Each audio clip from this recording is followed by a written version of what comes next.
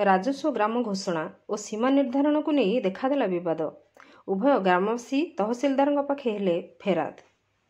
सीमा निर्धारण पर दियाजिव निष्पत्ति सूचना देले तहसिलदार सुचिस्मिता दास। सरकार पक्षर नुआ राजस्व ग्राम घोषणा पर कटक जिला बांकी बांरा पंचायतर रामचंडी नामक उल्लेख रही बेले यह घोर विरोध कले बांरा आदिवासी। एमानक जुक्ति सीमा निर्धारण न करी अचानक एभली तहसिलदार कार्यालय पक्षर जो नोटिस आसी ताहाकु सहजे से हजम न करि पारि एहाकु घोर विरोध करिसेंती। शेषरे उभय ग्रामर आदिवासी पहुंची जनशुणाणी पर डमपड़ा तहसिलदार कार्यालय ठारे। बांरा ग्रामवासी जुक्ति विगत दिन अद्यावधि यही पंचायत रे एकमात्र बांरा राजस्व ग्राम रही बेले रामचंडी नुआसाही और कुओमंडा गाँ गुड़िक पड़ासाही भाव में रही स्वतंत्र परिचय। किंतु अचानक कहार मत नहीं तरबरिया भाव एभली नुआ रेभिन्यू विलेज रामचंडी गाँ को घोषणा करने कहीं सहजरे हजम कर पारुनाहांती। कहीं बांरा ग्रामर 80 भाग जमीबाड़ी रही रामचंडी अंचल आउ रेभिन्यू विलेज बा राजस्व ग्राम जो नियम रही ताहा एबे भी रामचंडी को राजस्व ग्राम करने उद्दिष्ट नुहे। सेथिपाई उभय बांरा और रामचंडीर अधिवासी माने तहसिलदार जनशुणाणी रे निज निज पक्ष रखिछंती। सेपटे डमपड़ा तहसिलदार सुचिस्मिता दास उभय ग्रामर अधिवासी कथा शुणिछंती।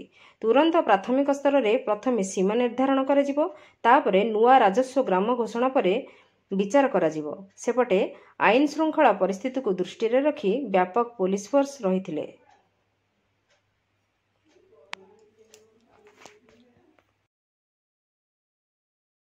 मो ना विजय कुमार बड़, आम घर बांरा। आम प्रथम गोटे नोटिस पाइलु 8/7/2024 8/7/2024 तहसिलदार तरफ गोटे नोटिस बांरा पंचायत पाई। किंतु से नोटिसटा को रखिस माने 22 तारिख 29 तारिख से नोटिसटा को टंगेले।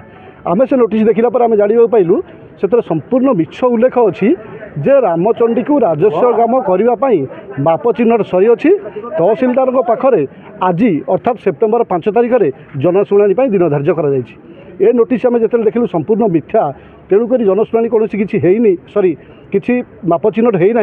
आम तुरंत तहसिलदार पाखे आसी आम अभियोग पत्र दाखल कलु जे मैडम ये आमर किसी माने माप चिन्ह है ना। तेणुक बांरा आउ रामचंडी कुओमड़ा नुआसाही रेभिन्यू विलेज होची बांरा, ए तीनोटी होची पड़ा गाँ। ता मध्य बांरार 80 भाग जमी ए पंचायत रही। रामचंडी कुओमड़ा नुआसाही मात्र 20 भाग जमी। एटा हूँ प्रथम कम्प्लेन। द्वितीय अभियोग होची रामचंडी बांरा एमती मिसिकी अच्छी ता मध्य गोटे राजस्व ग्राम निहाती जो गोटे जिनस दरकार टेरिटोरी परिसीमा रामचंडी परिसीमा सेमती किसी ना। ग्राम पंचायत बांरा ग्राम कमिटी सभापति अक्षय राउत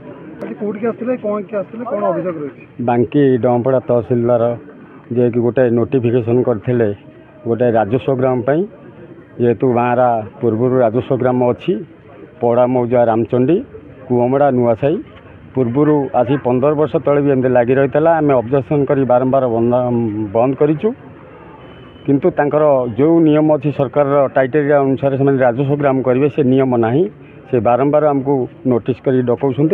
आज भी नोटिस करे नोटिस नियम जे जो 7/5 गोटे नोटिस करते किंतु से नोटिस पहुँचला आम 29 तारिख बांरा रामचंडी स्वतंत्र राजस्व विलेज होगापी प्रपोजाल थिला तार गोटे पब्लिक हियरिंग करा आज जो थे कि किसी लोग बांरार जो ग्रामवासी मैंने अभियोग थिला कि आमर जो जो अभियोग थिला ता ऊपर शुणाणी करने आम गोटे बैठक डाकिलु। से बांरार 10 जन और रामचंडी 10 जन लोक आसी सभारे समस्त मतर आम शुणिलु, उभय पक्षर मत शुणिलु। तापर यह विचार कि आम गोटे फिल्ड वेरिफिकेशन करूँ दुई पक्षर उपस्थिति जो बाउंड्री जीव आरआई रही अमीन रही हिसाब से जो जोटा से कहे आम जो जो डिमार्केशन लाइनटा डिसाइड है से रिजोल्यूशन को साइन कलापर देन ही केस रेकर्डटा आगे को जीव। तेणु आमर मेन या आउटपुट पहुँचलु कि गोटे फिल्ड वेरिफिकेशन कर आरआई अमीन और सब ग्रामवासी उपस्थित फिल्ड वेरिफिकेशन हो। यह ही आज बैठक में यह आलोचना। Report Nagaraj news.